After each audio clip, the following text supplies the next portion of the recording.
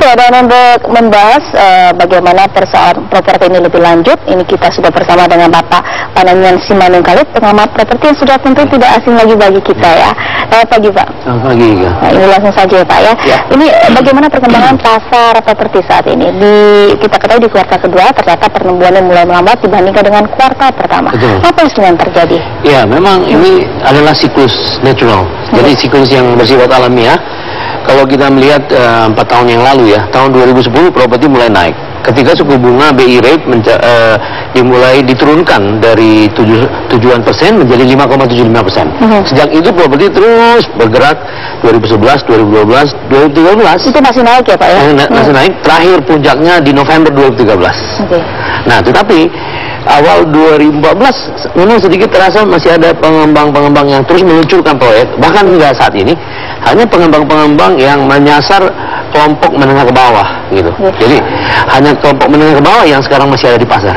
Oke, jadi kalau kita lihat ini memang sudah terjadi pergeseran segmen ya, di mana pasar menengah ke bawah ini lebih tinggi, lebih dominan dan lebih diminati daripada dengan menengah ke atas. Nah, tadi seperti dibilang, kenapa ini bisa terjadi? Apa pasar menengah atas sudah mulai jenuh? Betul, ya itu betul ya. Jadi kenapa jenuh?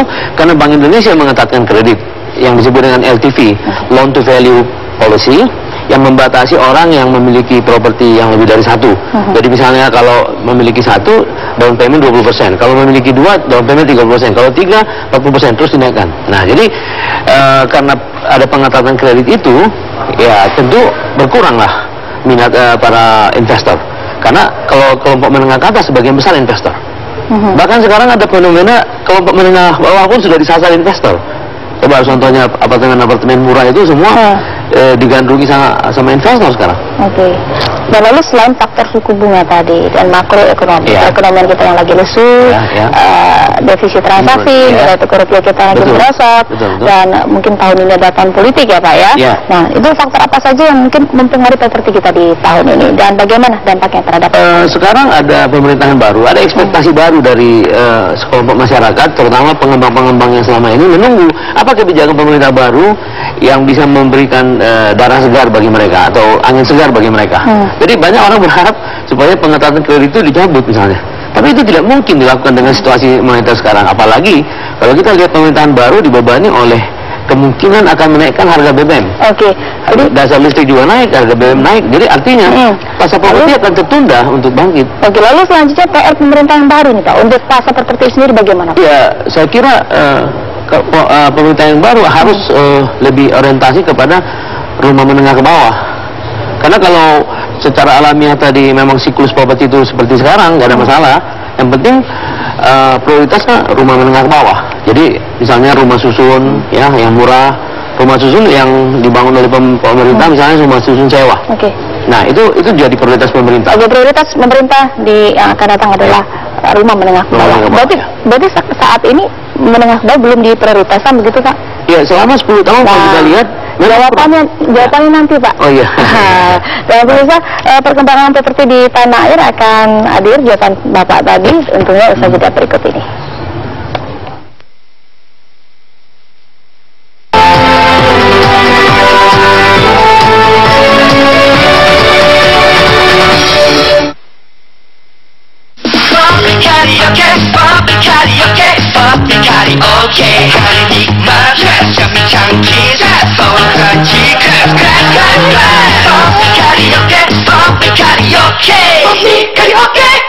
Walaupun aku sibuk, aku tetap enjoy. Terinjak deadline, meeting, banyak gerak, butuh tulang kuat. Nah, di umur 30-an kini, aku minum Amlin tiap hari yang bantu menurunkan kadar pelepasan mineral tulang dalam 2 minggu. Aku jadi bisa aktif terus, ngelakuin apa yang aku suka, tanpa tua nanti. Ngapain nunda-nunda lagi? Gampang kok punya tulang kuat biar bisa bebas bergerak kayak aku. Nutrisi baik Amlin hanya 3.500. Ada banyak yang dapat ditemukan di dunia ini, tetapi kita selalu rentan kuman dan panas. Kulit Anda adalah pertahanan pertama dan perlu dilindungi agar tidak kering.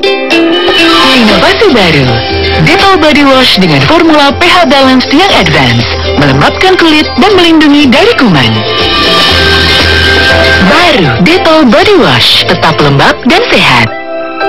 Detol 100% yakin. Awalnya saya cuma sakit pinggang saja, akhirnya sulit untuk berdiri. Duduk pun rasanya sakit sekali. Dan akhirnya saya menjadi tidak bisa berjalan lagi. Kapan saya bisa berjalan lagi? Saya adalah Profesor G. Regis O'Keefendery dari Akademi Ahli Bedah Ortopedi Amerika Serikat. Ini adalah tulang punggung orang normal. Bentuknya bengkok, tetapi kelamaan duduk dan berdiri, mengangkat beban yang berat sambil berjalan, atau membukukan pinggang sambil bekerja, bisa menyebabkan lengkungan tulang pinggang menjadi lurus. Saat tersebut, berat badan bagian tubuh atas tidak mendapatkan penyangga yang efektif, sehingga semuanya bertumpu pada bagian cincin anulus yang rapuh tersebut. Ia telah tertimpa hingga tipis dan menonjol, hingga cincin anulus menjadi pecah. Inti sel pun terdorong keluar. Ini menyebabkan syaraf terjepit. Maka seiring dengan waktu akan semakin parah. Anda setiap saat bisa mengalami kelumpuhan.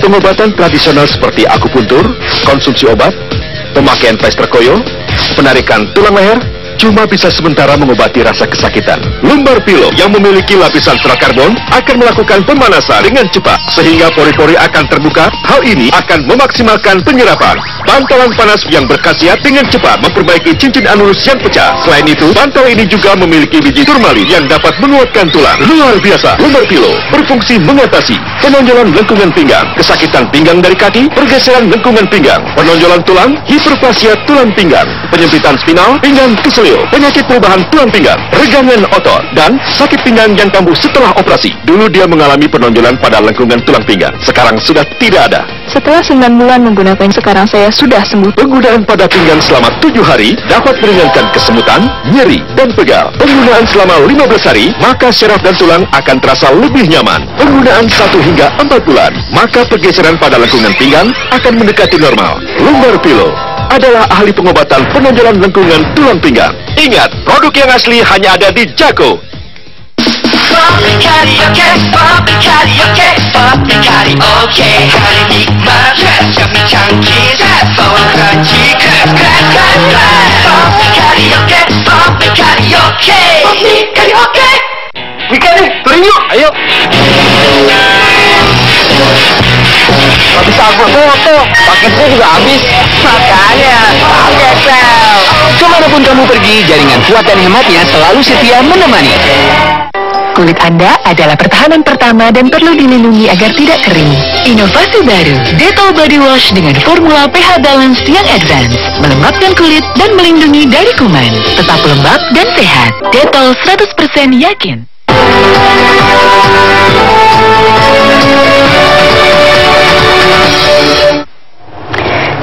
Ya, kembali kita lanjutkan perbincangan kita terkait dengan persoalan terjadi di tanah air dengan Bapak Panangan Simanung Karib. Ini kita lanjutkan kembali mengenai pemerintah yang belum fokus menyasar rumah murah. Apakah bisa dinilai pemerintah salah sasaran, Pak? Ya, banyak pengembang-pengembang menjual rusunami, rumah susun sederhana milik, ternyata dihuni oleh orang yang punya mobil. Dan banyak orang yang membeli lebih dari 1 unit. Jadi sepertinya pemerintah memberikan fasilitas untuk sasarannya kepada kelompok yang berpenghasilan di bawah 5,5 juta rupiah, tapi ternyata dilihat di pasar banyak sekali orang yang punya mobil yang memiliki rumah susun sederhana milik itu. Jadi berarti kan pemerintah belum mampu mengontrol atau mengawasi penjualan dari para pengembang yang langsung menjual kepada konsumen. Bisa bilangnya pemerintah lebih perlu ada pengembang dong, Pak? Ya, mau nggak mau dilihat konsumen seperti itu, karena banyak orang yang tadinya pengen, akhirnya mau beli lagi udah habis, karena dibeli oleh para orang yang disebut sebagai investor. Oke. Ya. Berarti dengan dalam ini ada aturannya jelas. Aturannya harus diperjelas oleh pemerintah. Itu pemerintah yang akan datang. Jadi hanya pemerintah yang boleh memilih siapa yang boleh memiliki rumah susun milik sederhana itu. Itu PR pemerintah. Ya, PR pemerintah. Dan ini Pak, dengan daya beli masyarakat yang mulai turun saat ini, apa rekomendasi terbaik bagi calon pembeli rumah atau properti begitu, Pak? Nah, apakah masih bijak untuk menunda sementara potensi harga yang naik yang semakin besar? Di Indonesia tidak ada waktu yang tidak tepat membeli properti. Kapan aja tepat waktu. Karena apa? Gaji kita tidak akan pernah bisa mengikuti laju kenaikan harga di Indonesia. Jadi tidak ada waktu menunda. Kalau untuk kalangan menengah ke bawah tidak akan pernah waktu menunda. Yang menunda itu menengah ke atas, yang membeli apartemen 2 miliar ke atas, rumah 5 miliar. Tapi kalau yang namanya di bawah nggak ada. Karena lebih banyak demandnya jauh lebih banyak daripada supply yang ada. Jadi kalau kita tunda, kita pasti rugi. Jadi adalah bijak apabila ketika kamu punya kesempatan beli rumah, bila perlu kamu pinjam dari mertua pun down paymentnya, kamu lebih bagus membeli. Karena kamu tidak akan pernah berharap bahwa gaji kamu bisa melampaui kecepatan harga properti di Jakarta atau di Indonesia. Ya. Nah, kalau kita melihat ini pertumbuhan properti yang kita nilai di tahun ini adalah melambat. Ya. Nah, apakah ada potensi terjadi krisis properti di tahun ini? Saya yakin tidak ada krisis properti karena Indonesia sebagian besar investornya tidak menggunakan bank. Beda dengan di Jepang, di Singapura, di Hong Kong, sebagian besar menggunakan bank.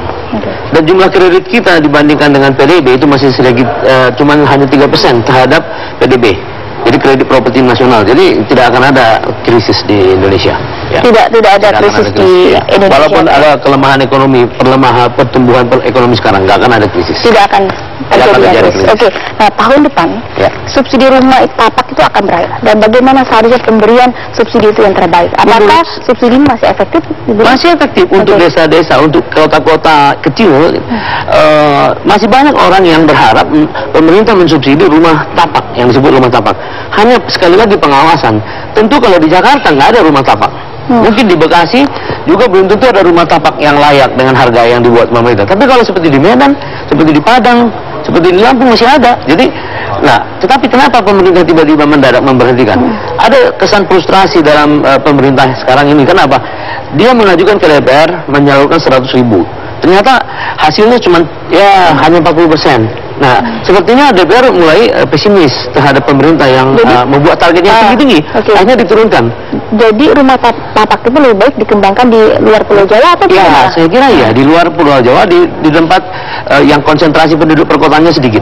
Tetapi sebaliknya rumah susun sederhana milik memang harus dimasyarakatkan di semua kota-kota di Indonesia. Karena ada juga kesan bahwa banyak sawah yang diinvasi oleh pengembang-pengembang, akhirnya membuat persoalan pangan kita kan menjadi crowded gara-gara banyak konversi tanah-tanah pertanian yang subur menjadi perumahan. Itu yang menjadi isu. Kenapa pemerintah memberhentikan? Tapi sepanjang pemerintah bisa mengawasi tata ruang zoning yang jelas, saya pikir nggak ada masalah. Tetap dibutuhkan untuk penyaluran subsidi untuk rumah tapak, tapi di daerah-daerah tertentu. Nah, ini terkait dengan rancangan undang-undang Tapera sendiri yang belum rampung, Pak. Apa sebenarnya harapan masyarakat dan pengembang terkait dengan rancangan undang-undang ini? Karena kalau kita lihat sampai sekarang kita belum punya undang-undang Tapera itu sendiri, Pak, ya? Ya, betul. Tapi kalau dilihat dari Tapera ini, kan ini tabungan yang diwajibkan kepada perusahaan di mana yang memberikan pekerjaan kepada karyawan, dan karyawan itu sendiri sebagian dari gajinya dikumpulkan nanti bisa dipakai untuk dia tabungan itu untuk membeli rumah. Jadi ini sangat bagus sebenarnya tabungan. Tapi kan pemerintah sekarang mau berganti. Jadi tentu ini PR dari pemerintah yang akan datang dan DPR terpilih 1 Oktober ke depan gitu.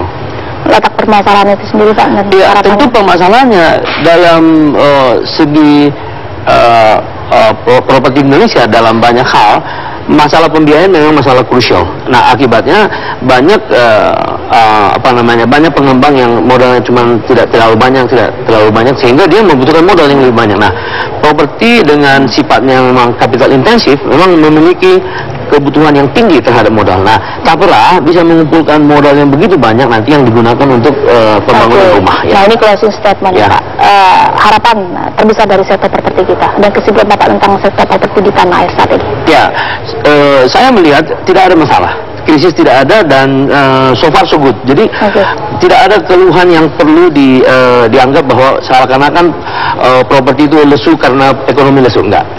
Isunya adalah sebagian besar 10 tahun terakhir pembangunan ekonomi 6% ini belum banyak dimanfaatkan oleh pemerintah untuk berpihak pada masyarakat menengah ke bawah soal properti. Karena properti itu kan punya fungsi sosial, yaitu rumah. Nah, banyak orang yang mencari rumah tapi kesulitan mendapatkan rumah. Artinya apa? Sebagian besar bumi properti terakhir ini dinikmati oleh investor. Jadi alangkah baiknya agenda pemerintahan baru ke depan jangan lagi terlalu berorientasi pada pasar, tapi berorientasilah pada rakyat yang memang membutuhkan rumah itu. Ya. Berarti harus pro rakyat, harus pro rakyat. Begitu ya. Oke, baik, terima kasih Bapak Panengyana Simanung Khalid, pengamat properti sudah bergabung bersama kami di Bukuan Terpagi.